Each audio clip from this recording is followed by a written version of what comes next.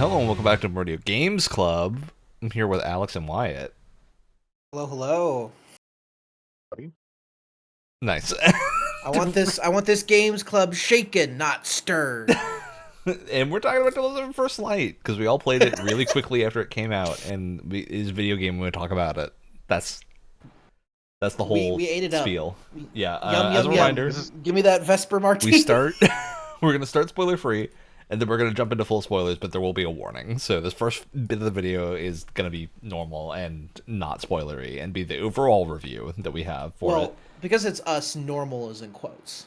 Normal air quotes. But I think all three of us have come off from this game feeling pretty good about it, I would say. Yeah, for sure. I would put that I thoroughly enjoyed this one. I really only have a couple of critiques. Yeah, I have critiques we'll but get overall, into, but I really all like this game. Spoilers. So I'll save mine a lot of my for critiques but... I'm going to have to save because it's more story related. Yeah, like that to me feels like the thing. The IO really well captured, I think, how to do gameplay of a James Bond game in a way that I wasn't quite expecting. I was a little bit worried this would end up either not Hitman-y enough or too Hitman-y, if that makes sense. Mm-hmm. And it felt like they found a really good middle ground to fall into, with one exception, but I'll get into that in a minute. Yeah. Interesting. I'll be curious to hear about that. I think I would have preferred it. I'm a big Hitman fan, so I think I would have preferred it like just a hair more in the Hitman direction. But overall, I really liked it, and I do think like a pure Hitman game definitely would not work. Yeah. For James Bond, and like I think you need the crazy vehicle segments and like the shootouts and stuff for James Bond to work compared to Hitman. And this has different mechanics than Hitman. It's definitely like very similar to Hitman in some ways. In terms it's just of like specifically how they handle crowds and like social stuff is similar to Hitman. I think overall too, balance is a good word to describe pretty much everything throughout the game. And where I want to start with that is I really, really like this interpretation of Bond, because I think they found a perfect balance of goofy one-liner older Bond and dramatic older Bond. I think the writing for Bond is really good. Yes. I actually overall think the writing was really good. But I think particularly, like, they nailed the character of James Bond, especially interpreting the character of James Bond at a younger age than we ever see in the movies. I think was really, really cool. He's younger than the three of us. He's like 26. Yeah, he is fresh, like, military recruit. Or fresh out of first military deployment, it kind of seems. So very... Don't remind me of that. Yeah. Jesus. Next you're gonna go, oh, why aren't you on camera? Is it because you've gone bald? Look, we can't be commiserating about age when we're in our mid to late 20s. We need to get to 30s first. I bring it up because this is the youngest. I bring it up because it's the youngest Bond that we've ever seen. Yeah, I think. Unless there's some like young Bond offshoot thing that I'm not. Maybe a flashback, something I'm forgetting about. I mean, I think there may be some like spin-off novels by other authors or something, but like I don't think. Oh yeah. Wait, I read one of these. There's something called Silverfin, which is like about like it's like a teenage James Bond or something. Oh man. You're sending me back. I read the hell out of that. I loved it. I can't hardly tell you anything about it, but I loved it. Yeah. But no, the point is they have that really good balance of like he can have really like dramatic character moments, and it makes you think more of like the Craig era, which was a lot more character driven, a lot more drama. But then you'll be fighting people and you'll throw like a coffee cup at him and he'll just say like cream and sugar or something like that. Like there's so many puns. And to be clear, like the game plays really well. Like we're talking largely about like the characterization of Bond, but the game itself, like the reason it works so well is because it plays really well. It's the combat system is super smooth for what it is, and like it's relatively simple, with a few exceptions. And this is the complaint I was talking about earlier, was that replayability is weird in this game, in that you can replay individual chapters, but because this is a much more like set PC game, and in particular because you can't change your gadget loadout in the menus, you have to be in mission in a place that allows you to change it. You can not like it's hard. Some missions don't give you the option to like set your gadgets when you load in, and so you can't adjust your build without like replaying a later mission to adjust gadgets. I felt and then that going was back. weird. Oh, really? Okay. Because it was Really kind of I odd. had not It's gone it's back just an to odd thing. replay I have a anything. feeling that'll get patched in at some point, but Mm. 'cause, yeah, This may it be a typically good- does great. One could argue there's replayability in the sense that because you can't change your gadgets mid mission, you know, one time you might go in with the concussion earbuds. Well, that's exactly what I and a mean. few Like, other I think things. that would add replayability if they let me change it, not in menu in mission, but in menu on the title screen, right? Like, okay. that's what I would want, is Okay. not like the ability to adjust it whenever, but the ability to adjust it out of the missions in the title screen. So that when I like opt into, Yeah. hey, I want to play chapter 6 or something, and there's not a They queue table at the start for you're- me to adjust my workshop gadgets and stuff. when you're loading into the I'm trying to remember the name for it. The tax Basically sim. the challenge mode. Tax sim, thank you.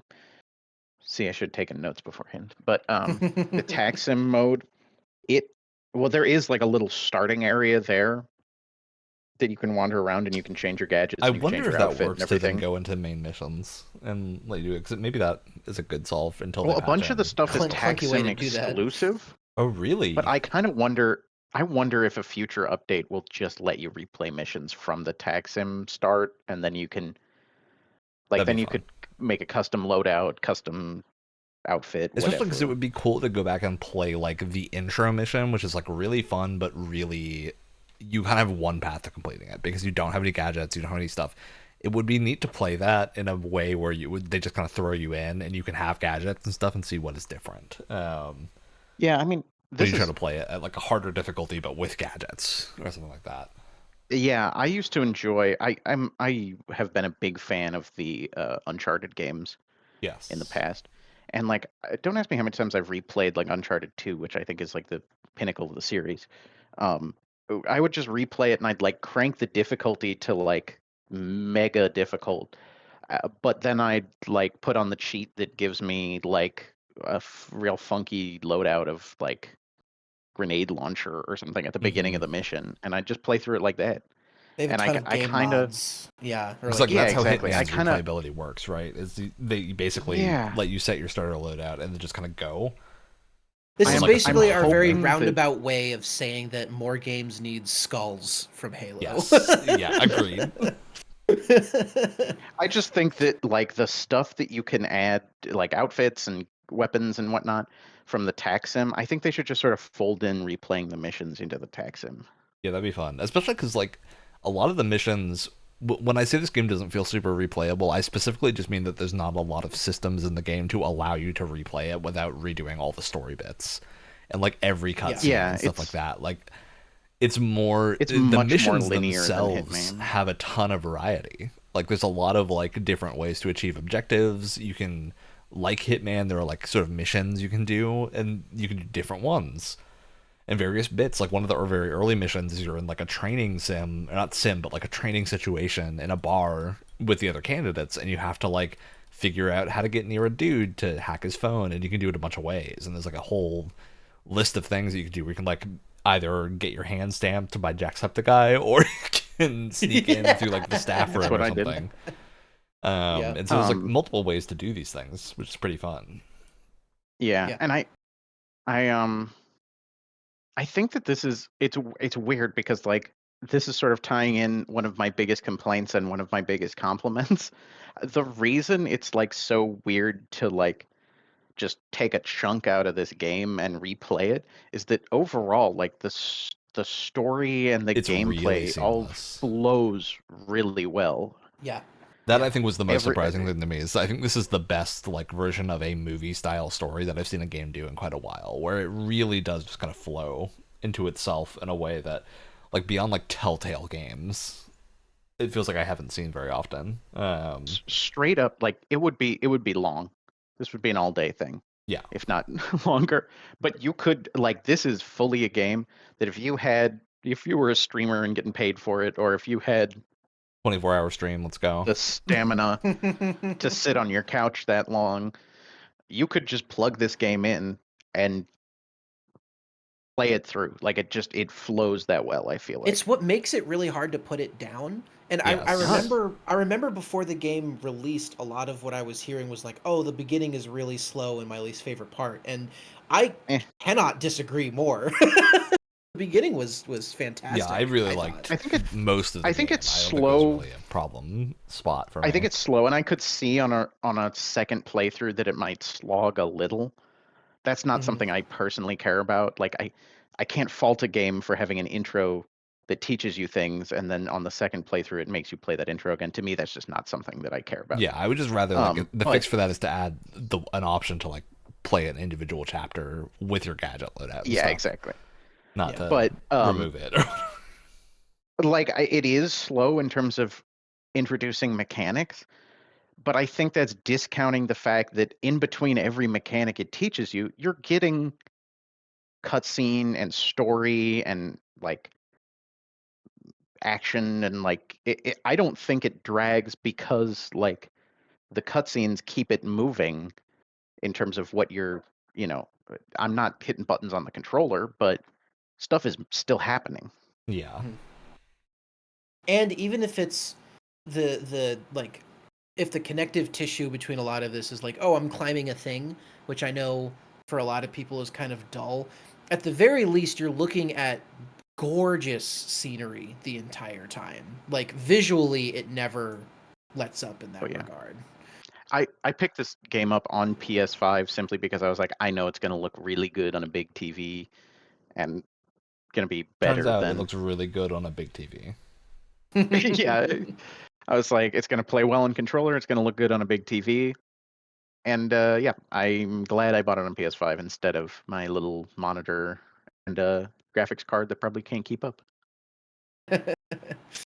Yeah. Yeah, it No, also I mean, runs surprisingly well. Like I would say this game was, at least on my PC, ran very well.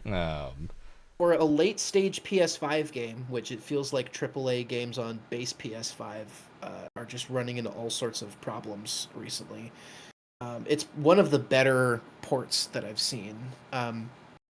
Like it doesn't dip into like chunky, unaliased, resolution too often. I would say the only Yeah, I time had the no. frame rate drops is like some of the car chases kind of dropped to like maybe 40-ish or something like that. Oh, I didn't even notice that necessarily. I had this in performance mode, I think, Same. though, rather Yeah, than. I think the only time I ever had a slight slowdown was that first bit with the car chase, where you're like chasing a bunch of things across a highway, and that got Yeah. a little bit choppy at one point, but it was never like nearly unplayable or even really noticeable. It was just kind of because my Oh, frame rate you was know running what? really high. In the very final car segment, I think I had a little bit of frame dipping because there's a bunch of destruction going on. So Oh, and before I forget to mention it, a small aside, this Bond intro, so good. Really good. the Yeah. song, So good. Yeah. yeah. I Yeah. okay. So this is something I wanted to mention. I really like that. Like I don't really know if this is IO Interactive or I guess it's Amazon now. That makes me feel icky to say. Yeah. But whoever owns the It's like Bond MGM, I license or think, is whatever, who owns the or in license. between, yeah, well, Amazon owns MGM. Yeah, MGM specifically, But I think, is the Bond. yeah, so MGM or IO or the folks working in between, they really did a lot to make it feel like a Bond, like the next big Bond thing. Like it has a Bond theme Yes. song sung by a notable artist. Mhm. It's got a new Aston Martin that they're showing off. It's got new watches they're showing off. Now, this is weird because it's product placement, but they do this in the Bond movies. So like It's one of those things it's where like the things like the Aston Martin is so ingrained into the image of James Bond. It would be weirder if that it wasn't there, right? I'm okay with it. Because the weirdest thing, the thing that stuck out to me Mhm. is clearly they didn't want to get the rights to the Walther PPK, so they just call it the service pistol. Like things like that stick out because it's such a it's such like part of the iconography of Bond. So when they have the same looking pistol, but they call it a service pistol, it does feel weird, even though it's technically product placement. Yeah. Oh, I did. Well, that's another topic. We can go on that later. Okay. Yeah, overall, I think super high opinions of this. Yeah. Any other pre-spoiler thoughts before we start getting into full story stuff? Soon? I do have some gameplay issues. Perfect. My biggest one, my biggest one, I wish the AI was better. The enemy AI. I'm not sure I had a problem with that, but I can kind of see what you mean. No, I understand the complaint. I never noticed it just because I was too busy doing Bond things. Yeah. I think my problem is it kind of suffers. It very much. It kind of suffers a lot of like modern AAA stealth game AI where they're fucking wearing horse blinders the whole time, and there's shit that I got away with that I should not have been able to get away with, and not in a fun way. This feels like a problem with AI and not like a fun like. To put it, to give you a good example, right? There's the form of like I shouldn't have been able to get away with this when you're playing something like Trine, where you do some boneheaded, stupid shit and it ends up working and it's really funny. Mm-hmm. But then other times you do something like in First Light, for instance, where you get away with something and you're like, I should have been caught and that would have been more fun. Yeah, and it's not fun. I have a question for Wyatt, I guess you, but really. Both of you guys, what difficulty did you play it on? Just the normal. I played it one notch up from normal, which may have been part of the problem.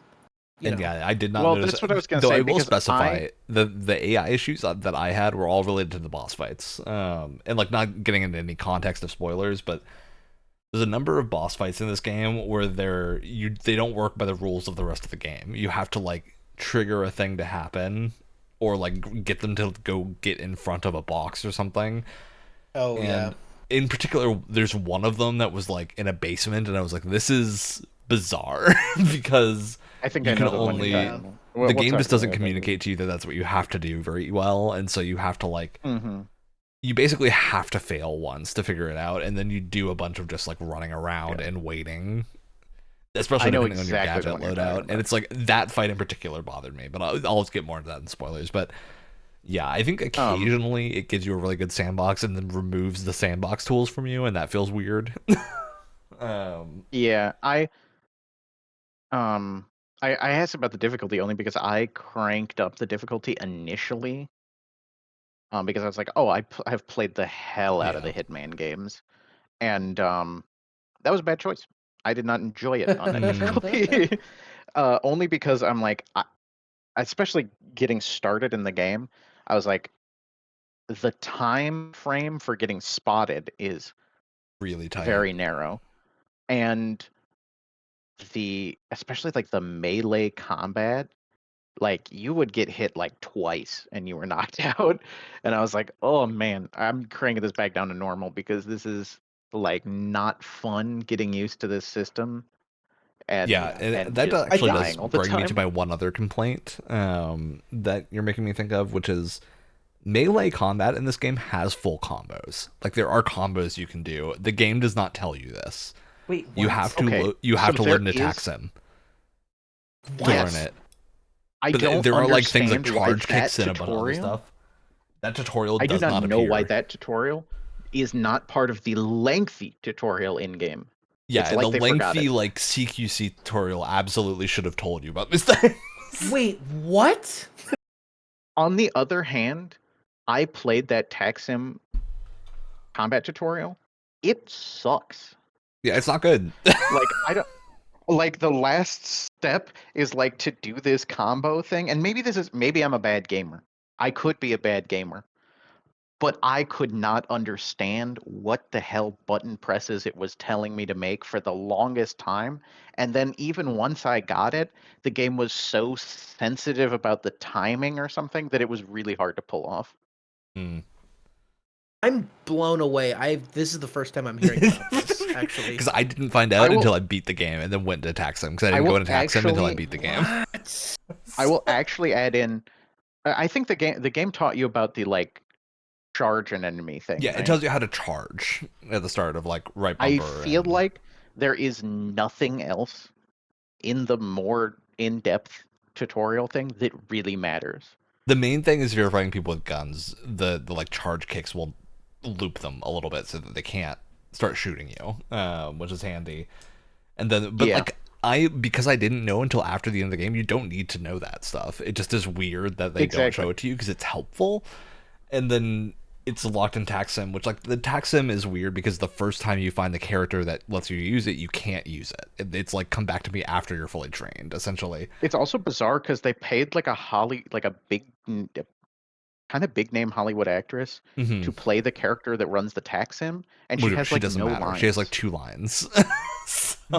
My guess is that the tax sim 5 years down the line is going to have a bunch of content for it. If the way they've updated Hitman games over the years is anything to go by, the tax sim will be really cool 3 years from now. But that's not a great. As of right now, it's not that interesting. Yeah, it may be out now. I don't know, but I saw last time I loaded into it that there was a little banner that said that there was going to be like car chase segments with the like kitted out Aston Martin stuff. Yeah, that'd be cool. And I was like, okay, this is going to be like a full-on like Arkham City challenge or Arkham Knight challenge mode here, or which something. was super but, fun. Like, so like that, it'd be cool. The game did not ship with that many levels in the tech sim mode and whatnot. And I don't think it really needed to. It just the fact it's that also it was odd there like, at all, like we have said, it's a seamless flow game where like you flow from beat to beat the whole time with no interruption. The tax sim is like a gigantic interruption that you willingly go into, and so you kind of just don't want to do it. I thought the tax sim would have been available from QLab. Like you can just walk in and activate it from QLab or something. I thought so too, and it's weird. That's kind of the implication, but it is a menu thing. Yeah. It's very odd. I do kind of wonder if they had changed around its placement within the game. Yeah. Like mid-development or something. I don't know. I don't want that to be a... To kind of cap off my thing about AI, there are times where like, oh, I have to grab this key or whatever, but it's behind this guy who's guarding like a VIP area. There are times when like you just blind someone with the little laser thing, walk over, grab a thing, and then walk back out again. And it's like, okay, that works in the sandbox that they've set up, but it doesn't feel particularly interesting, if that makes sense. And things like that felt too easy to there was also exploit. one other thing like that kind of got me, which is, so the game, you start with no gadgets, right? Because you're learning them and you acquire them as you go through the game. And you have like a basic set as you move through the beginning, and you get more and more. And then the thing that was weird to me is at the end they start restricting your gadgets and are like, this gadget won't work, but they still let you select them. So like you can pick the dart phone thing, which doesn't work in any of the levels past a certain point in the game. It still lets you grab that, which is really weird. And the thing that got me is like, that's a neat challenge thing, but the problem is you already started with none of them. So like it's not like it's actually making it more difficult because you already played the game without those things earlier in the game.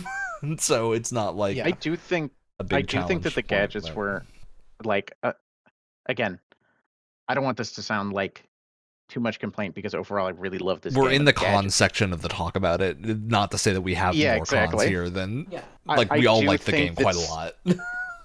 The gadget, like I almost never explored around with the gadgets. I was like, here's the 2 I like. They get me out of any scenario. Yeah, I kind of found the 2 that I liked a lot, and I only use those for most of the game. It does feel like there are some gadgets that are more useful than others, and not even that the gadgets themselves are poorly designed. It more feels like the level design didn't always facilitate. I think a big part of it is it doesn't really brief you as to what will be useful sometimes. And like there's bits where it would have been handy to know that a certain thing will appear. It does say it's inconsistent because there is a thing that will say, oh, this gadget is recommended. But then sometimes I'll pick a recommended gadget and I feel like I never used it. Yeah. The big one to me was like, there's a gadget that does like a little shockwave that you get very early on, and it's not super useful at the start because it just is like really niche. I never used that to one. Need that. I never used it. But there are a couple of bits towards the end of the game where that shockwave is actually tremendously useful because it damages things that you can't otherwise damage. So you've got a few things that actually work really well, but the game just doesn't tell you. And again, it's not like you just have an ability to reselect those willy-nilly. So yeah, it felt odd to have that. But again, like really good overall. The gadgets are fun to play with. I think the loadout system was cool. Yep. Good. Yeah, overall quite good. I part of me wishes that they went a little further with it, but I think overall what was quite good was the variety of missions in each of like mission types in each mission. Like one of them is like, oh, you have to go in this open area and you have to gain enough money to get into this like secret deal. There's like a bunch of things you can do. And you do some combination of them. That one was great. Or there's another one where you have to talk to 3 people, and you kind of have to like put trackers on them. And so they did a good job of. I mean, obviously the variety of locations was really good, but also they tried to add more variety into each individual mission to make it feel more distinct. I do think outside of the one where you're gaining money, they are different, but I feel like there more effort could have been done to make them feel a bit more distinct. But I think it's fine for your first pass at a James Bond game, if that makes sense. I hope that if they make another one, which it seems like they're going to, they kind of I'm so focus scared. on this. Yeah. I don't want to get into like studio politics, but it sounds like Amazon wants in and did not have input on this game and wants input on the next one. And I'm just, this one went so well. I'm just scared that, another more hands in it will not make a better product. It is. It will be interesting to see how the future of this plays out, because this was a pre-Amazon. It was also fascinating because their reaction to it seems to have been, this did better than we expected, and we now want to greenlight a second one, but don't know if we should have the same developers do it or not. So I will say, which is really weird. I will say, I don't like praising Amazon that much. What I will say is, they have a director for the next Bond movie, and it's like, do you not know this? It's like it's Denis Villeneuve, one of the best directors working. Oh, like. Damn. Incredible. It's a good start. I also think it's fair to say that like IOI is not an Amazon-owned studio; they were an independent studio, and so like regardless, they don't have control over IOI, which means if they take the license away, it's probably just gonna be a worse game, right? So yeah, probably. To me, what I want out of this is that Amazon says this game did great. We're gonna greenlight another one. And let IO Interactive make it like they did the first one. Yeah, just have a regular publishing agreement, which would be great. Especially because IOI is very consistent. Yeah, IOI. Yeah, I'm just afraid that lately. They'll want to take development away or have a more of a hand in the development, which would scare IO away. Because like IO can always just do another Hitman. Like IO, I think, is not in a bad situation, and so they can do whatever they want. They could easily just apply this formula to a Hitman game too. Yeah. Or I mean, if for whatever reason they're taken off of James Bond, they can just take this same formula and have it to whatever spy thing, new IP or whatever they want to do. Yeah. And I agree. It's early days as far as Amazon having a stake in the Bond franchise, so we're gonna have to wait and see how well they handle it. We just don't know. It's I just knew that there was some news about it, and that scared me to like see the game come out, and it was so great. I'm also going to be super curious if they try to tie the films in with this version of James Bond, or if they're going to. I'll say this, right? If they're going to be hunting for a new actor to play Bond, I think they're in the process of that right now. If they just want to pick this guy because he was the voice and they also modeled his face, if they want to pick this guy, I fully believe he should be in the running. That'd be sick. I'd actually be totally okay here. He's he's not in a lot. Is it like Patrick something? Patrick Gibson. Oh yeah. He's not in a I was thinking Gleason, but that wasn't right. But I think he does a fantastic. Yeah, he does a really good job. Oh, yeah. And so I and feel again, like this goes back.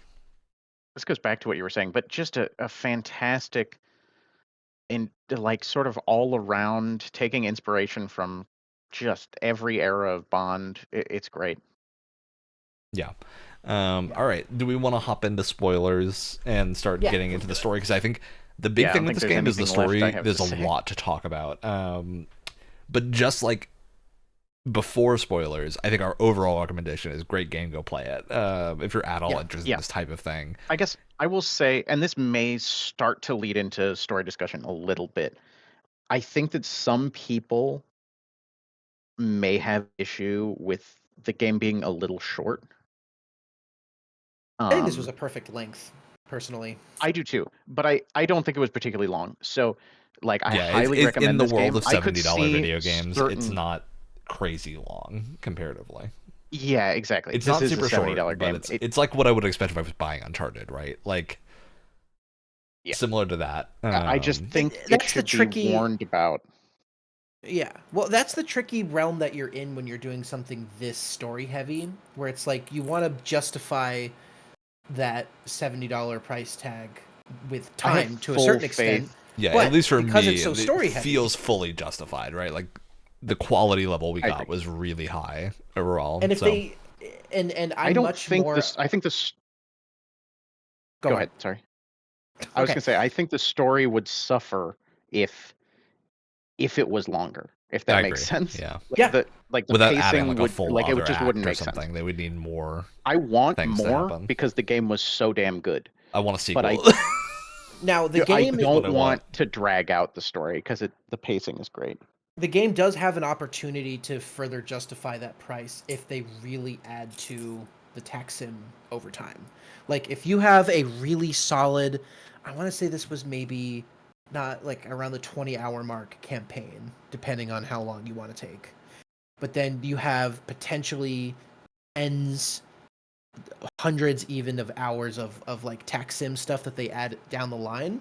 Then I think the value proposition is really, really strong. But I also wonder, like, if they're going to do the tax sim support, or if they just go to sequel. Like, my hope would be they just go to sequel, assuming. I think they're really teeing up more support for this game, especially because they've already announced further story content. Expansion. Yeah.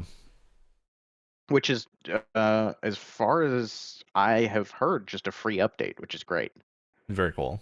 All right, let's hop into the spoiler talk, because we got a lot of things to do. So this is your spoiler warning. Otherwise, game's recommended. It's great. Go play it. Time to fully spoil the story and talk about all the stuff. So, who wants to take us away? What was the? I'll start. I love the first couple hours of this game. Yeah, this is the crazy bit to me, because I had heard complaints from people who were like, "Oh, we didn't really like the first bit." I loved the introduction. Loved it. The whole bit of like the other 00 trainees and getting to know that cast of characters, it was great.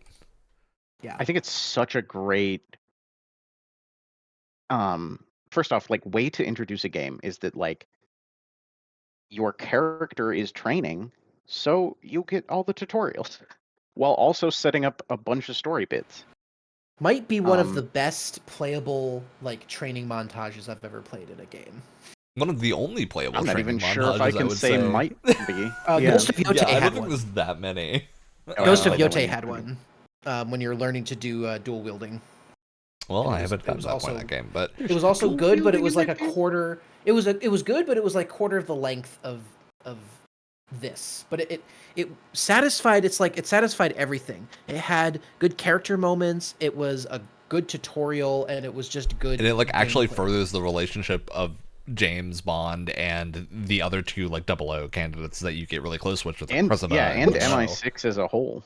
Which one thing? The very intro of this game, he's not even a member of MI6. Yeah, there's a lot of cool stuff in that start. Which one thing pretty much everything.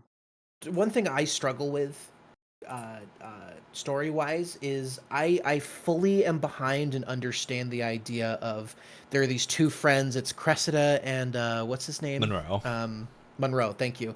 Yeah. They're like all friends, clearly. They all like share an apartment together, and as you're going through the apartment, you're like seeing things change. They're moving into the space more, and I really enjoyed seeing that. But also, because of the events of the story, Monroe dies, Cressida loses her legs, and then kind of disappears from the story. Yeah, the biggest thing I was surprised by is that Cressida did not appear again. I was fully expecting her to be the girl in the chair. It was kind of what I was expecting after that was the... kind of fill yeah, a little bit of you got the. Money He was Penny. wondering if she was going to be Moneypenny Moneypenny. Yeah. But I feel of two minds on this. I think, on the one hand, I think him having friends and then losing them is kind of important to him to becoming the Bond that we know, who's a bit more emotionally closed off. However, Cressida is also the daughter of one of the villains, and it's never it's talked also about. so yeah. This is one of my other complaints: is that whether or not Bright is actually a villain is never explained. Because it sounds like he's just a it kind of sounds scummy like politician. the people that are actual villains just want him in power because they think they can control him. Is the read that I got, and that he's not actually a villain himself was my understanding of it. But like the game is not super clear on those fronts. I think unless you really delve into lore items and like hidden stuff, But here's the thing: they missed out on more important characterization for Cressida. Yeah. Because they make it clear that Cressida has kind of complicated feelings about her. Kind of. She has a bit of that, like, more, I don't want to be upscale... overshadowed by my parents, right? Like, she also, wants to she's prove not... that she can do everything. Right, but she also doesn't want that to define her, but she also is a little cagey about her little telling privileged, people a little about cagey.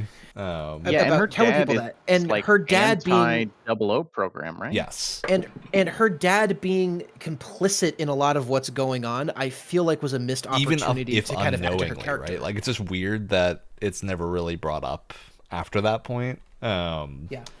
Because, like, her dad continues to matter loosely at the end of the story, whereas, like, she's just fully They bring forgotten. him up, like, once. Well, he's brought up a couple of times, and he's in a few, like, lore bits, and at the end when you're finding out, like, the plan about, like, what, I'm forgetting the name of main villain dude who dies at the end, or before the end. This is part of the problem. We'll talk about this later. There's a lot of names that get thrown around. Are we talking about the guy who's, like, the tech CEO? Yeah, old man tech CEO. Yeah. Is like, oh, but there's this whole plan where if I go out and a 00 tries to kill me, I'll release the files and it's going to put into place that Bright will be made the, like, prime minister and will have so much power over him. And then it kind of just stops. It doesn't really explain what's going on. During that information standoff, not once does Cressida have anything to say about it, and it's so weird. Yeah, it really feels like she should have had some more presence in the story. Although I can really hope she comes back in the sequel with a rocket launcher on her wheelchair. That'd be kind of sick. You guys are give her the Q you guys chair. Are thinking about this the wrong way. You're looking at this how the story failed. Clearly, you're not acknowledging the fact that this is exactly how a James Bond movie would be written. I mean, they would absolutely make the same mistake. There's a couple of there's a lot of plot holes that I think would be very fitting in a regular James Bond movie. They just have more in a video I've watched game. one of those movies, said it was great, and then thought about it later, and I'm like, what the hell was the villain's Do I need to plan, think about this a little bit more? Why was this? Which I will say, like, the plan is actually, I think, pretty good. Like, I think the villain's motivation and plan is generally pretty clear. I was not expecting an anti-AI plot from a James Bond video game. Yeah. I actually loved this. Dawn, which I'm sure they had no say in that, but it felt simultaneously so classic Bond villain and so fresh and new. Well, the thing it was really reminding me of was I don't know if you guys saw Mission Impossible, the last two Mission Impossible movies, which are about a similar concept of seen everything but that. Yeah, the loose concept of those movies is about like the potential of a rogue like AI from was it Cold War or something that had been developed or something and put at the bottom of a submarine that basically had like nuclear launch capabilities getting out. It felt very similar to me. I had that in the back of my mind, right? And what I thought was weird was part of me kind of not prefers, but there are aspects of the way that they did it in those Mission Impossible movies that I actually thought was more interesting in some ways. Like the conceit here in First Light is that it's this big AI that gathers a ton of information and it's basically supplying information. Yeah, to be specific, it's not just an AI, it's a quantum computer is the idea. It's like it's the first quantum computer, so it's not quite the same as an AI, but generally it's I think it's a little bit of both. It's like AI a quantum computer powered AI and everything. Yeah, but it's like is the one like most AI models, it hallucinates and it gets information wrong. And so the villains go in and basically make the wrong predictions come true, which is a great idea. The villains they are, go and convert context, information to line up with the bad prediction. Yeah, if you haven't played the game and you don't care about spoilers, the main villains are like the tech CEO behind this thing and his son, who's just a truly psychotic lunatic. Yeah.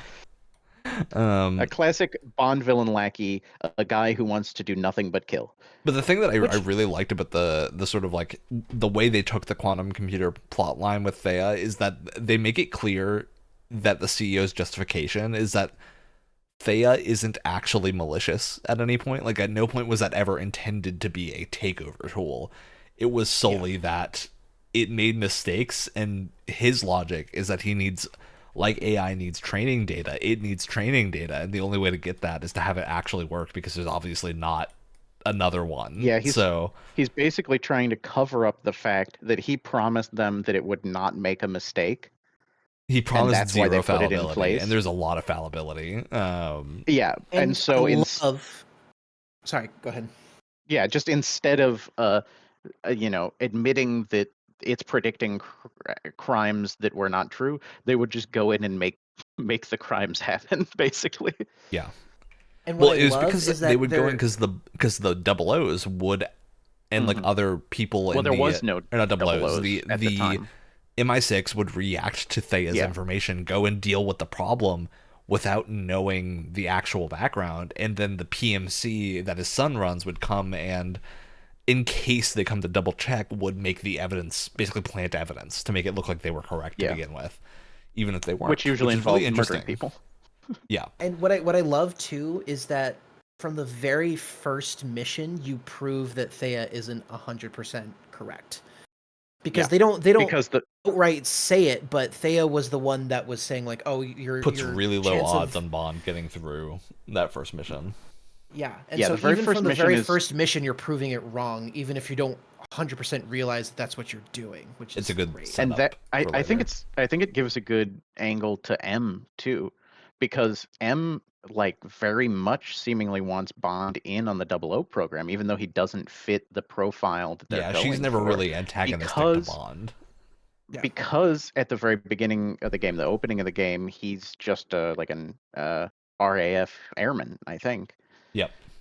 He was an air crewman that wound up stranded. Yeah, and in the middle of he ends up saving a bunch of people that Thea had said written off as business expenses, essentially.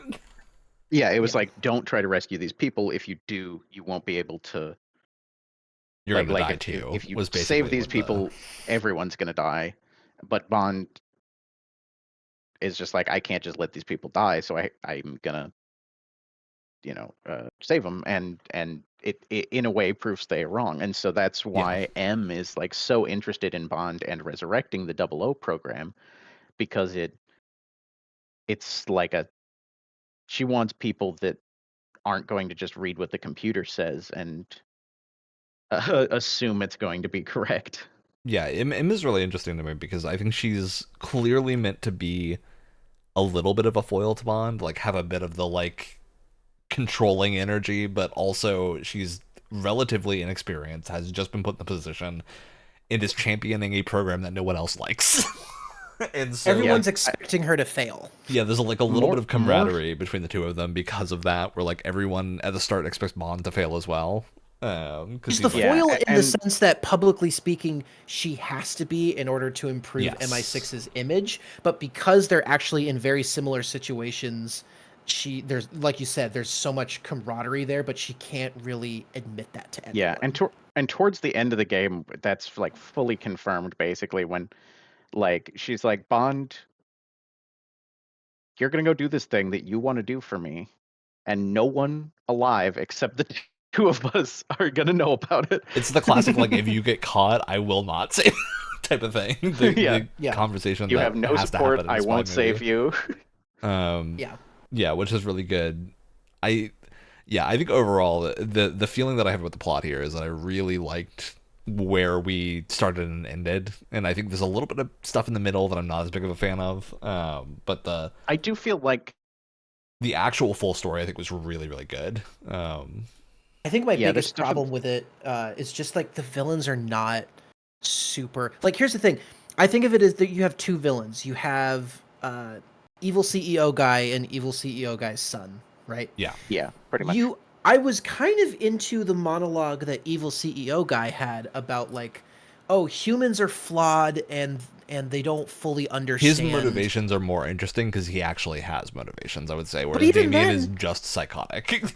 But even then, it's like kind of underbaked. If it was Yeah. something that had been touched on a little bit more throughout the rest of the story, I think he would have been a much stronger villain. But he dies, and we're left with Damien, who just, other than being psychotic, has nothing going for him.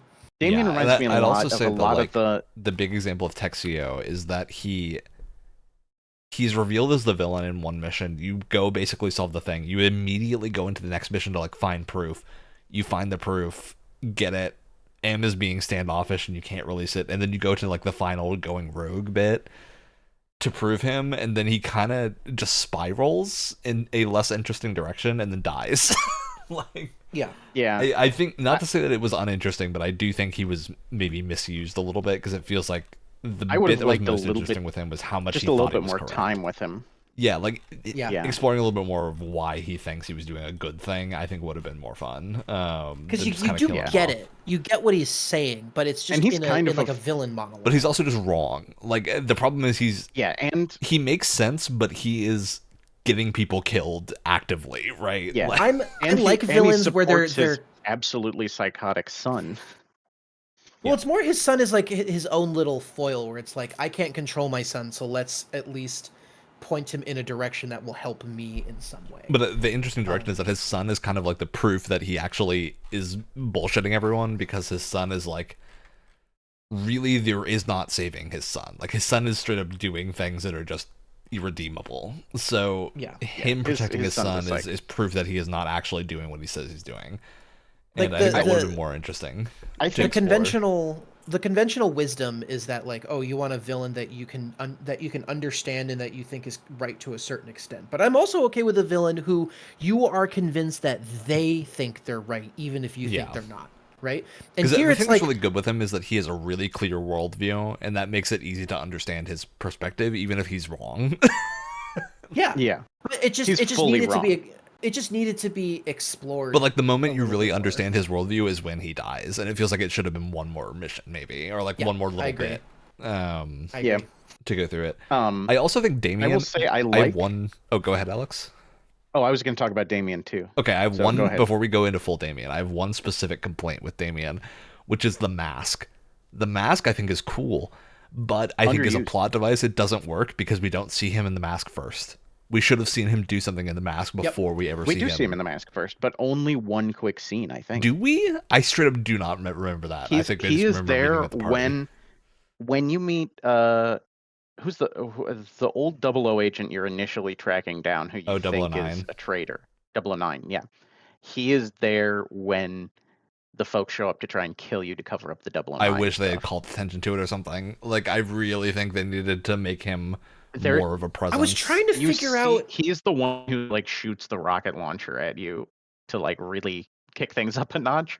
I was And trying like to you figure definitely out. see him in the cutscene, but like it's not called much attention to, and I think he should have had a few appearances with the mask first. See, yeah, what was I would do trying is to have figure that out- or have the mask be on 009's like investigation board somewhere that you can like look at it and see a photo. I was trying to figure out if there was some sort of like symbolic reason why it was a gold mask to begin with, or maybe they just wanted. Like, I think it was him cool comparing visual himself for to their like Julius villain. Caesar or something. Like, it seems like it's really just But his he thinks character- super highly of himself. But his character has like there's no parallels to that, and it's I not. think it is it meant to was be just to- he's comparing himself to the greats, right? Like, it's not like he has a parallel, it's that he thinks he's as cool as these people. Right? Like, it's meant guess, to but be it's that's meant to show not kind of really how a pathetic strong- he is. It's not really like that's not really like a strong part of his character though. I think I it don't was know. It simply a feels visual really- thing. It feels really underbaked to me. Yeah, the whole the mask bit, 'cause there's like a whole bit where you find it in his office and he's like commissioned this custom mask, and it feels like it was important as a character thing, and it just doesn't really get it shown in that light. Yeah. much, and I would have liked a little bit more, especially towards the start of his arc, to like It's establish what also was going on before you meet if him. you're buying the extra special $200 collector edition or whatever, it's what you get in the box. Oh, How exciting! it does look cool. That's gotta It be. looks cool, Um, but like, yeah, the context of it is not that interesting. no. I did really like him as a villain, though. I think he is a very fun, like, He feels Bond villain because he is exactly. He feels he's a very good much muscle. in the He's the vein good of muscle. like Odd Job or Jaws or Yeah. those kinds of like iconic. Who's the guy? Basically anybody you can play in GoldenEye 007 multiplayer mode. Yeah. But he's he's in the same vein as like those, yeah, like muscle, just psycho servants to the real villains. But I that's will say why. though, they already have another two of those guys in the same game. Yeah. But that's why it was weird that he's the villain that you end on, as if like he's the ultimate threat. Where it's like, no, he's the muscle. Like he's not the Yeah, ultimate.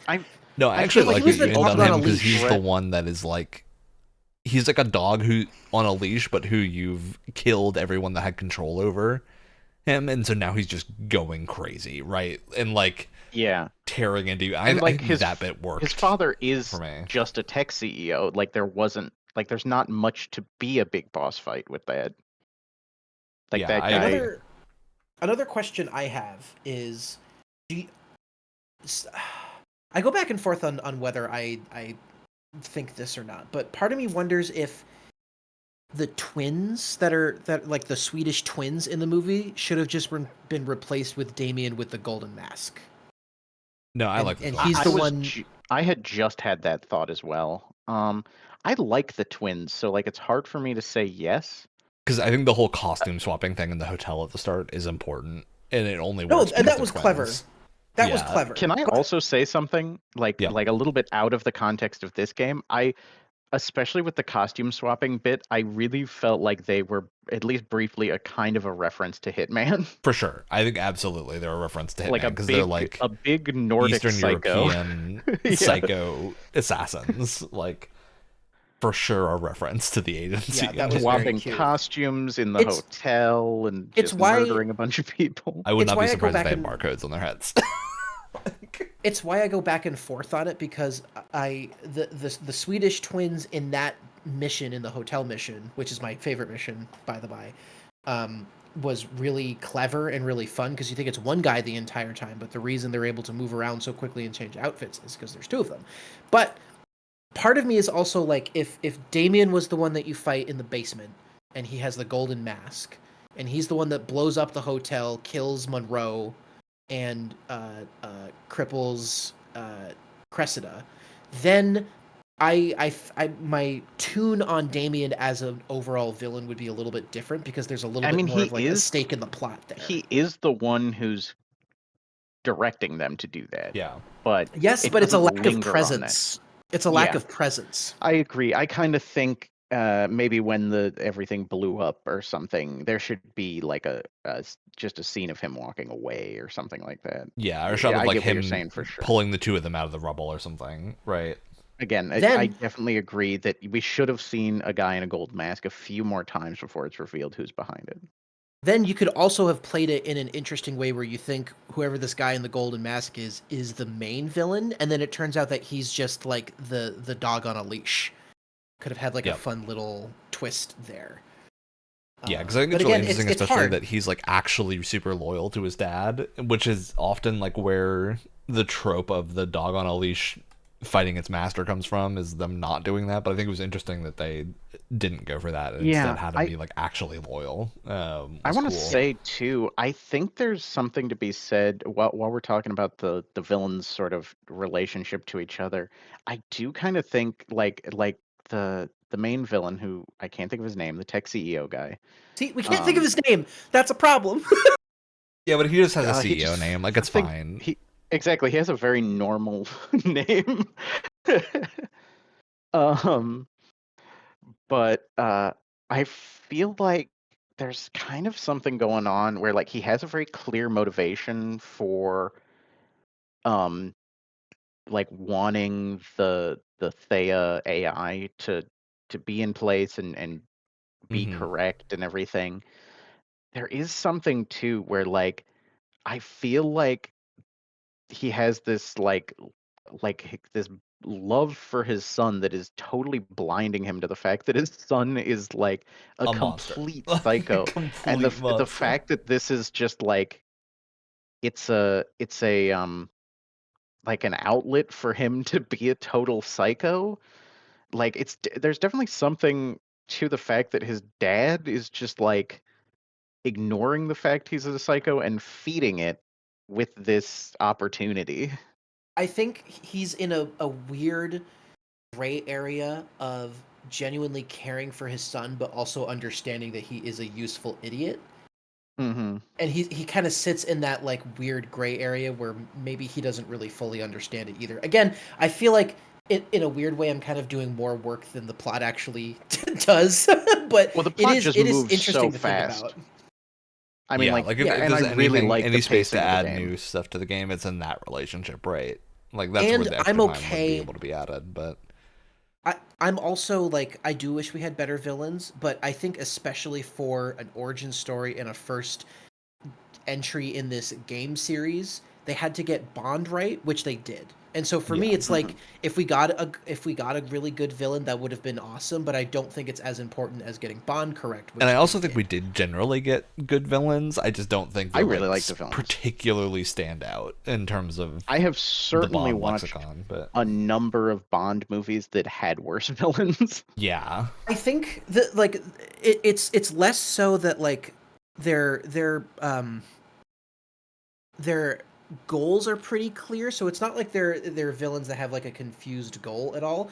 To me, it's just you got to have memorable Bond villains. Like you they're remember not quite Silva. as charismatic as I would want them to be. I think you remember Silva. You remember even people like Jaws or Blofeld. I think that was the point of the gold mask, was to give him a distinctive look.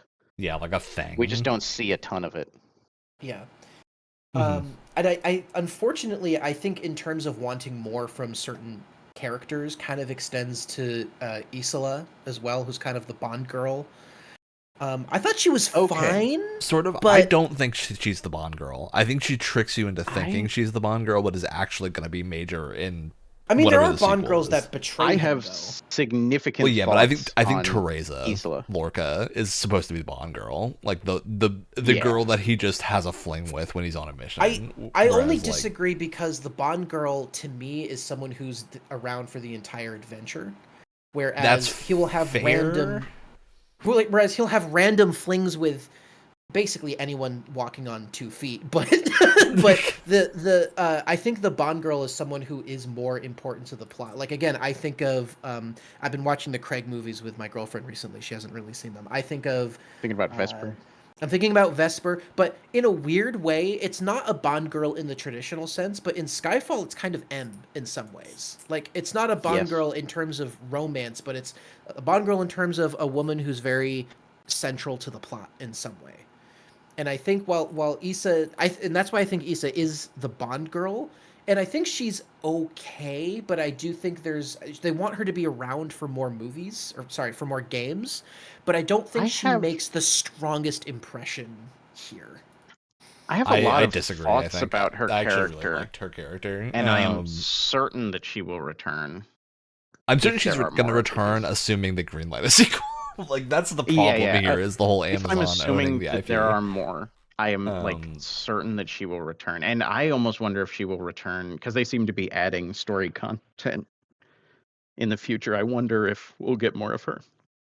Yeah, I'm also I think a lot of her arc is just incomplete, but not in a way that feels like it hurts the game. I would say we're just because it feels like she's definitely going to come back like Bond. She's going to be important in the next thing, just like M and Moneypenny and stuff. So that's why I'm saying like I'm sure there's more to it and there's potential to make her more interesting. I just don't think she makes a super strong first impression here, but that could change in hindsight with more of her character being. I kind of disagree. I think she makes a good first impression because she gets one over on Bond enough times where I'm like, yeah, I think it was a good. I have some speculation about where this character might be going. Yeah, the But popular I theory don't is know if Spectre, now right? is. Is that's going to be a Yeah, I was Spectre gonna say Oh yeah, person? Smash there's or no way, Spectre. It is no way it absolutely isn't what it seems like they're Spectre. setting her up for. But And like I her employer was Blofeld, like I probably. fully I fully wonder if she, because Isola is the name we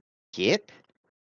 I don't think Isola is her name, right? This is just an well, this is the identity. thing that we don't know because she tells that whole story on like the boat ride over, It's bullshit but for sure. it seems like bullshit. But the problem is it lines up with some of the stuff from the two tech people know, where like clearly she was an employee and they knew who and people knew who she was when you were in that thing. So like some bit of that has to have been true.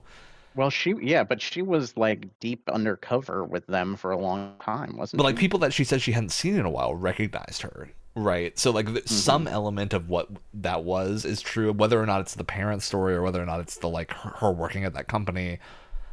Like maybe she was working there when she became a Spectre or something. But I think I, like it's clearly I'm implied to me that there is some element of what she said is true. You just don't know what and like where the line is, which is what I think that character needs to be right now. Yeah, I don't feel like her story is incomplete necessarily. I think we got the whole picture for now. I think it's just sort of I think it feels sequel bait. incomplete because we don't have like we don't have all the answers, right? Like we can't Yeah, but that's guaranteedly intentional. I say she's mean, I think Spectre my or whatever until we I think my know. biggest But problem is that I don't think, to be clear, I don't think she's horribly done. I think she just exists in a trope that we've seen a lot, which is I do agree character with that. that has like that's true. questionable uh, sort of motivations and helps the character while it's useful to her, and then backstabs him, but then helps him at the last minute because maybe she does genuinely have some Well, feelings for him. It's a trope that we've it's seen, and it's it's a not a trope we've super seen a lot. interesting take on the trope, I guess. I don't I don't know if this necessarily justifies it, but I'm like, I don't know. A big part of that trope does come from the very movies that this is Yeah, from drawing James from, you know? Bond. Sure. No, and I Yeah, agree with you, but I think this game also does a good job of taking those tropes and having its own spin on it, whereas this just felt that's like a very true. straight So up like I like kind of agree. version The of thing it. I would actually do though to fix that to me, and I'm curious if what you think of this is I would actually remove a scene instead of adding anything. Which at the end of the game, she's the one that pulls Bond out. I would have removed that because Bond makes a bunch of references to being like that his like times underwater were really good. I think it would have been more entertaining had he managed to hold his breath basically until Damien passed out underwater and then he got out Mm, rather Yeah, than which is Isola which coming is to what he save was him. basically trying to do, I think.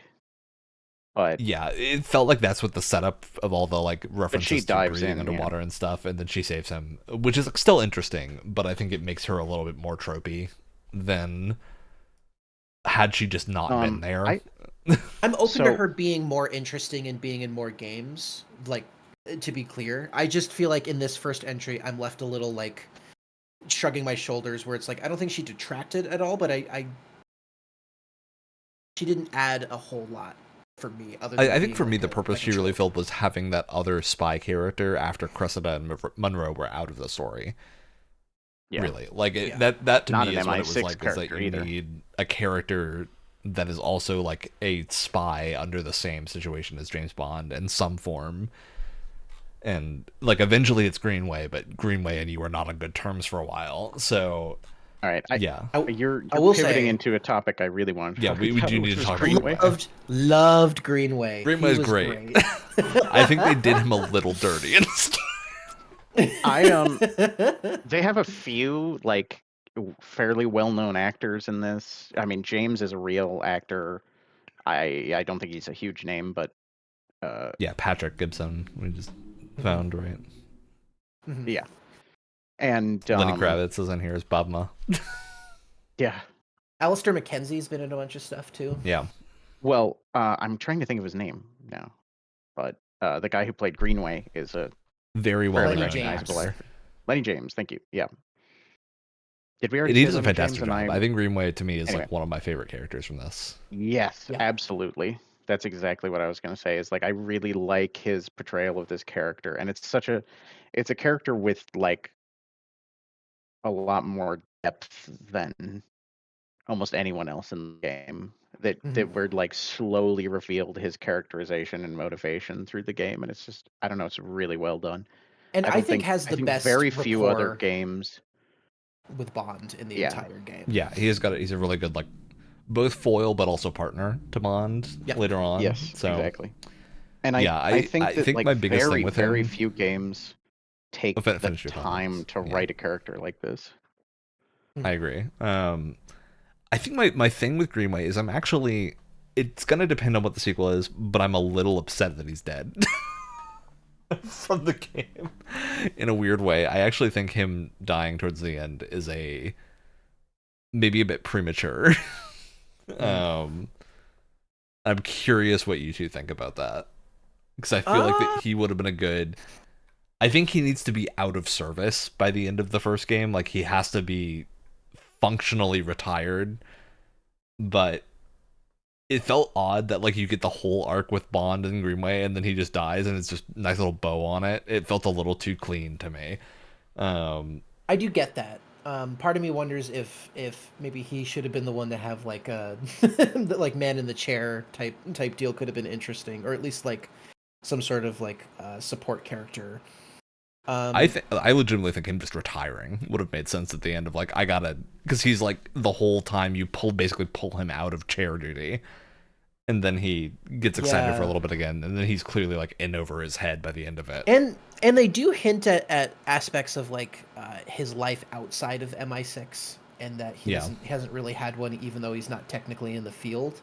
And so I think it could have been kind of nice to see him like, I'm gonna quit, and I'm just gonna live the rest of my life that I didn't really get to have because I was in the field, and even when I wasn't in the field. Yeah, I could see that.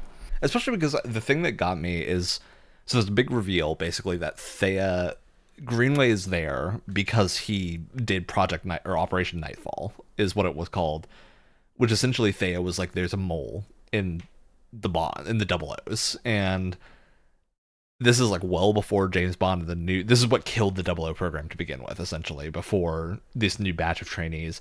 You learn towards the end of the game that is a mistake. Like there was never a mole. It was just Thea having bad data, essentially, and then making an assumption. And the reveal to Greenway that that's what happened is he's like, oh, 009 was not actually my enemy, because 009, you chase him for a bunch of the game and then he's dead. I feel like... Which was a great twist, by Which the is way. great, yeah. I really like that whole bit of the game.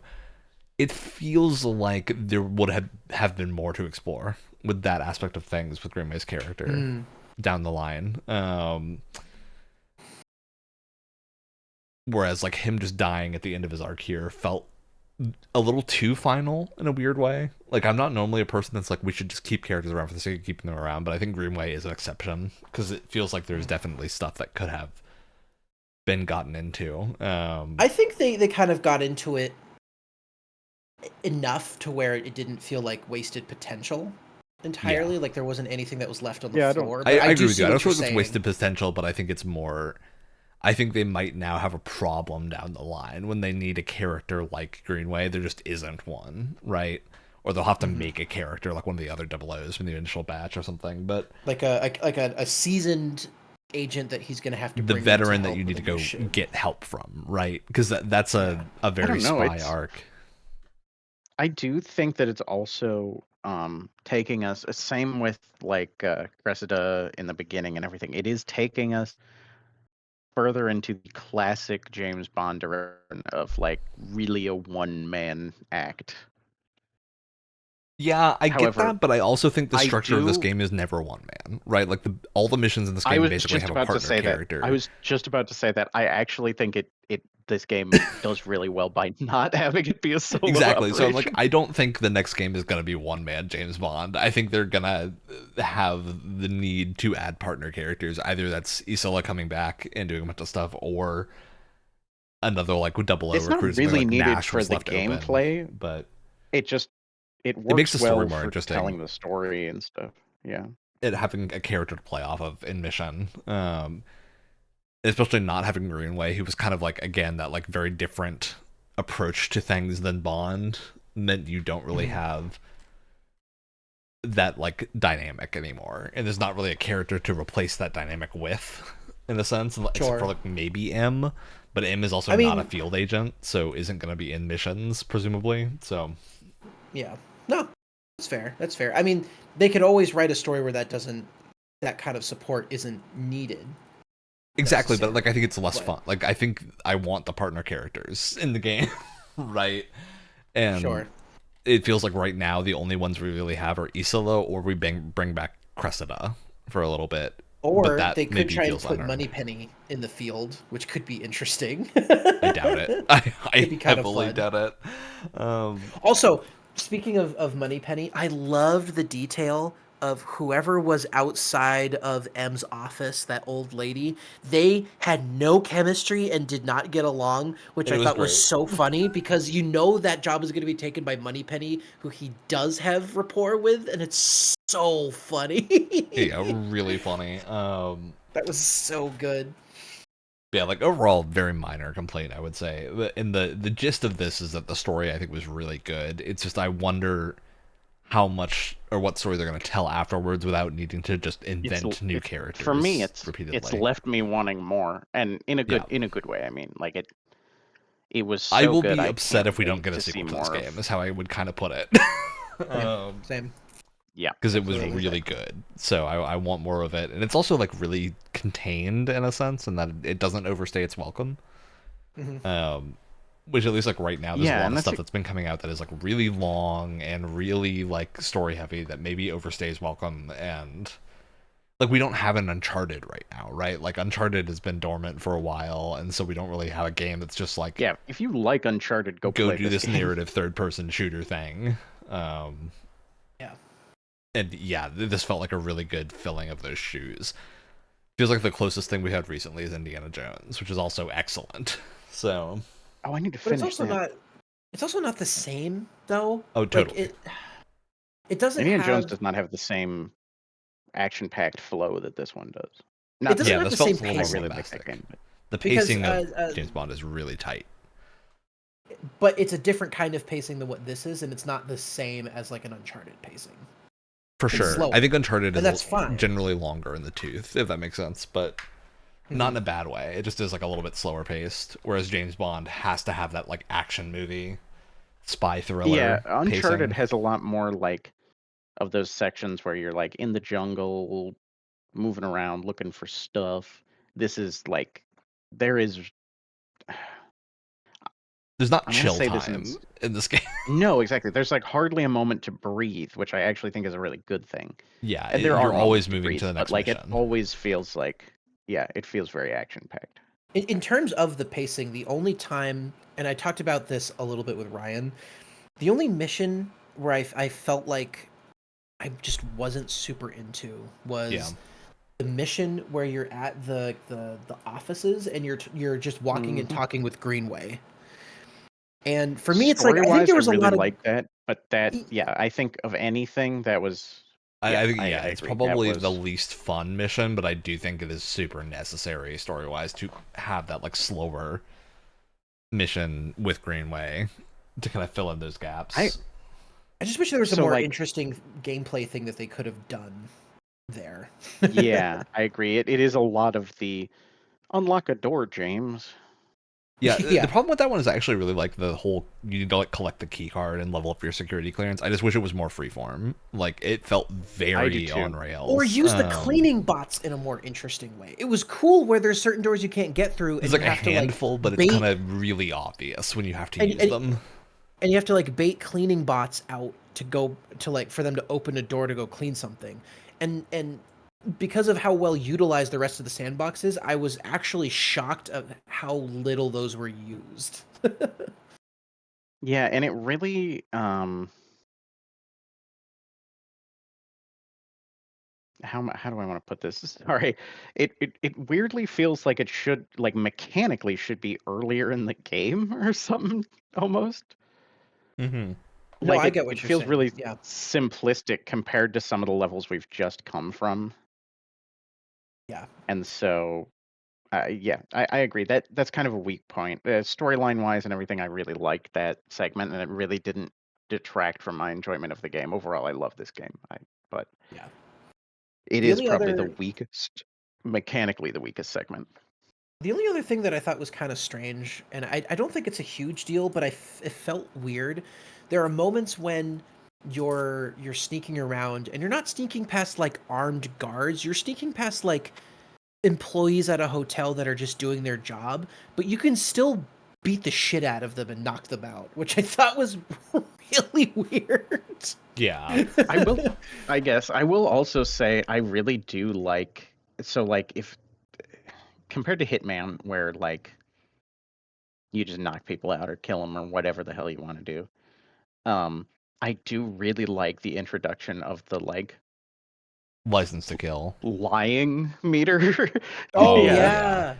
That was The fantastic. fact that you can that you have a limited amount of bluffing that you can sort of regain if you interact and do other stuff in the mission, but like the fact that you could bluff your way through stuff felt very James Bond. It was very fun, and like if you got caught in a bad spot, that you could just have your character be like, I'm the cleaning crew, don't worry. And Feels they'll very be good. like, oh yeah, they never tell me when they're coming around, and then you have like a little window of opportunity to get the fuck out of there. Yeah. Yeah, or to keep exploring and like grab a thing you need. Like that, I think was Yes. the best part about it to me is you can like bluff your way to stay into a room for a little bit. Like I did that in the hotel a bunch to get into the side rooms, just to like check if I was missing something, and then I would move on. Yeah. And that was really good to not have to like go do a whole stealth segment just to do that. You I'm can not just sure. walk I think in I and maybe only look. did this like once in story, but I think I did it in the tax sim once or twice. You can even lie to like initiate combat, basically, just to give yourself a moment to like Yeah. take a Yeah. guy out, Yep. even if you're in full view. It's like this guy is like a strong enemy, or like I just can't take on 6 guys at once, but I can take on 5 guys at once. You can be like, hey, I'm supposed to be here, and then proceed to Start elbow the some guy in the shit, face but or like something. get yourself It's into a another good example. situation. It's another example of like using classic James Bond moments in gameplay, and it's just another example of like why IO Interactive, like there's not a better pick for a James Bond Yeah, developer. they do Like they're truly just, an excellent job. yeah. And I love that it was its own resource too. Like you couldn't just lie your way through everything. You have to build that back up by doing Yeah. other types of actions, which was really fun. It's I also wasn't expecting their weird like crafting system where you have to collect batteries and chemicals in order to like Oh, yeah. power your gadgets. I like that stuff. Yeah, it No, felt it like was simple neat. enough that it's unobtrusive, but necessary to limit your ability to use all these powerful things. And it forces you to engage with the sandbox a little bit more. Yeah, And and the like explore. level design a little bit more. I do. This is again, maybe this is coming from somebody who's like just too much of a fan of the Hitman franchise, but I do wish we got like one more big open, like stealth, I would have liked another like level social like the stealth museum, area. I think, where you have I would more. exactly. I would have liked Yeah. one more towards the end of the game that just like kind I of want to be let playing loose James a Bond little in a bit more. tux, having to go do a bunch of stuff in one thing.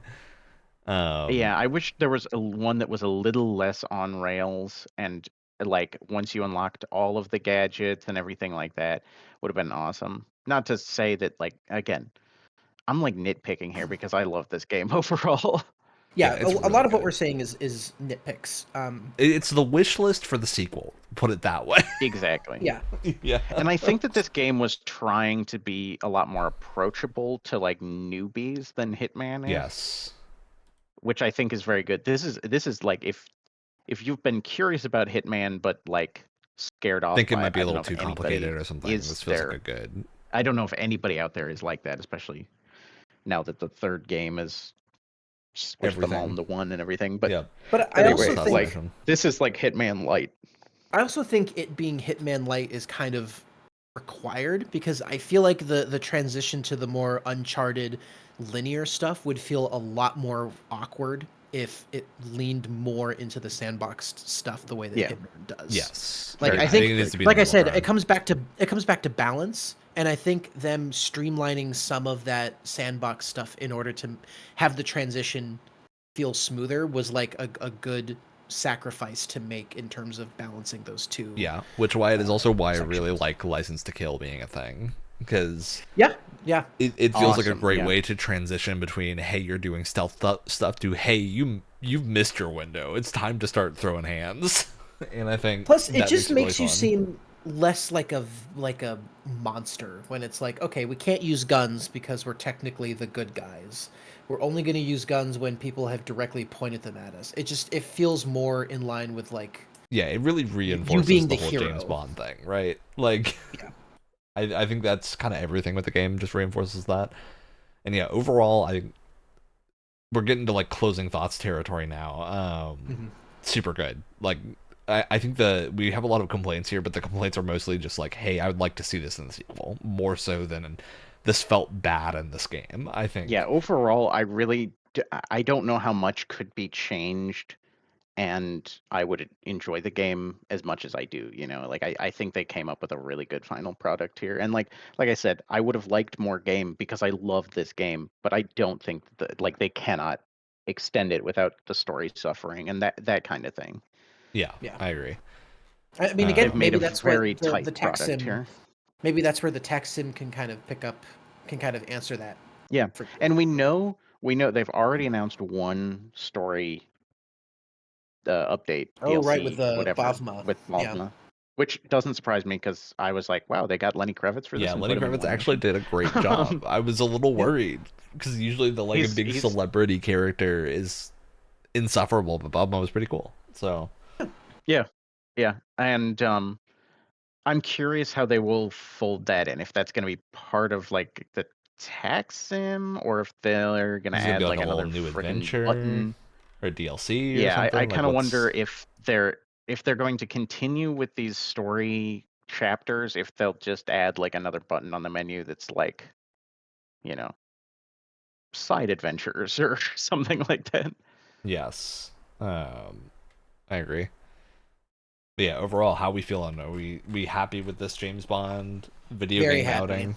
Yeah. Very, very happy. I think this is a fantastic showing for like the first entry in a new game franchise. Yeah. Yeah. I'm also Absolutely. tremendously happy to see IOI doing new stuff that isn't just Hitman. As much as I like Hitman, Yes. I think I was getting a little tired of it by the end I of like also think World of This Assassination. yeah, you can tell that they were excited to do something that was different than Hitman. Like it has a But lot like of still has some of that that DNA, but DNA. is a little bit like different. But I feel like it's always fun to see when one developer is stuck making like one series for a long time and then they move on to something else and you can tell that there's a lot of ideas that they're really excited about that they weren't able to do Yeah, I couldn't in the have fit franchise into that they've been Hitman. stuck in. And when you feel that excitement from the developers, it adds that much more to the experience. Yep. I agree with that fully. And yeah, overall, super fun time. And Alex, any final thoughts? oh yeah, I'm sure I'll come up with it in about half an hour. So don't ask me how many We're gonna days we wake up do in on the these middle of the night podcasts, and and be like, how do we not the mention next this? day, the next day, I'm like, damn, I really should have brought that up. I was over here talking You know, about I do have stupid Dude, one I more do stuff. that complaint. too. I do have one more I do that complaint. too. The Aston Martin. What was with the Valhalla segment? That was that so one bit of yeah. the game, I What was like, why? What are we doing? I was like Actually, so ready for it to be a big chase sequence, and it really And you wasn't. just It sit in was a room and do bizarre. donuts. What's going on? you actually reminded me of another thing that I totally forgot to mention. This game is really good at setups and payoffs. Like the entire game, you're going back to Q Lab and you're looking at all this cool stuff that they're doing, and then in the last bit of the game, you get to use all of that on Oh, Yeah, enemies. That was I so forgot. cool. I which forgot yeah, is about that really segment. good. Yes, the when you get the like when you get Q's control of Q Lab, that is awesome. And I kind of And I'm The not a visual big of Q fan. rolling into a couch and disappearing is fantastic. That was, I think, my favorite gag I of the whole game. loved And then Bond I saying, loved "Q's lying Q. low." Yeah, Q's fine. He's laying low. I loved Q in this game. I thought they nailed his character. He's Yeah. great. But yeah, I'm often not a big fan of like towards the end of the game when they just send wave after wave of enemy at you, and you're like, well, I'm powerful enough I can handle it, but like it's a little bit dull. I felt like the Q Lab segment was that done perfectly, where like there Yeah, the was a Valhalla ton of bit right enemies. I don't afterwards think, felt a little bit strange, I think, compared to it. yeah, but like the Q Lab segment itself, I don't think it ever throws that many folks at you in one other segment that isn't like a stealth segment where you're not supposed to fight them all. um, and Although it was very but it's funny. so There were a much couple of fun. moments where I definitely took a bit of the game that was meant to be stealth, and accidentally it turned into full fights. And sometimes Yeah. that's fun. Yeah. Like the bit in the museum where you have to like go get a key card for a thing, and the guy's like, "You're not an MI6. Get out of here." I was like, I could go through a bunch of stealth here, or I could just walk in and beat all of them up.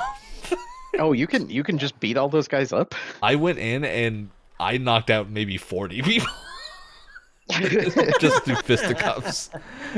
There. I also saw a Crazy. fun thing that one of the final tutorial missions where you have to go grab the flag. Yeah. Not the final one, but yeah, you have to go up and grab the flag from the top of the like ruined structure. Apparently, you can just walk up the ramp where all the other people are watching you do it, and then just walk over it and just pull up the flag without engaging with any of the level whatsoever. And That's there's really even funny. there's a line of dialogue, so they knew people were going to do that, and it was like, oh, rule one. What is it? It's like rule one. You know, always keep them guessing or whatever that line is. He just walks over and pulls the flag and says that. So they knew people were going to try that, which is awesome.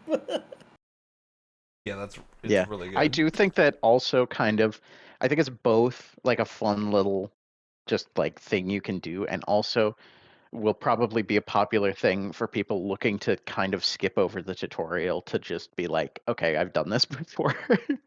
No, Mhm. it's genius. It's genius for However, that's the most playthroughs. fun part of the tutorial, so I'm not skipping it. Yeah.